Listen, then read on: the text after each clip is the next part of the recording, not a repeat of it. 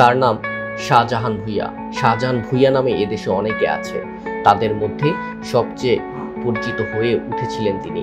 নামের আগে বসেছিল বিশেষ একটি শব্দ।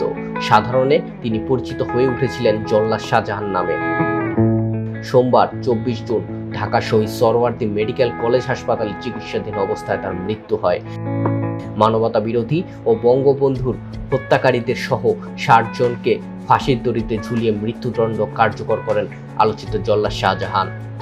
শাহজাহান ভূঁইয়া নরসিংদীর পলাশ উপজেলার গজারিয়া ইউনিয়নের ইছাখালী গ্রামের বাসিন্দা।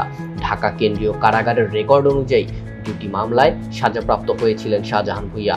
একটি ডাকাতি করতে গিয়ে হত্যা মামলা এবং আরেকটি অস্ত্র আইনে মামলা। এই 2 মামলায় সাজা হয়েছিল 42 বছর। ফাঁসি কার্যকর ও অন্যান্য কারণে তার সাজার মেয়াদ কমিয়ে 32 বছর করা হয়েছিল। 42 বছরের সাজার মধ্যে প্রতি ফাঁসির জন্য 2 মাস কারার রেয়াদ পেয়ে 2023 সালের 18 জুন ঢাকা কেন্দ্রীয় কারাগার থেকে মুক্তি পান তিনি। কারাবিধি অনুযায়ী আচার আচরণ ও অন্যান্য কারণে সব মিলিয়ে 10 বছর 5 মাস রেয়াদ পেয়েছেন শাহজাহান। সাজা খেটেছেন 31 বছর 6 মাস 2 দিন।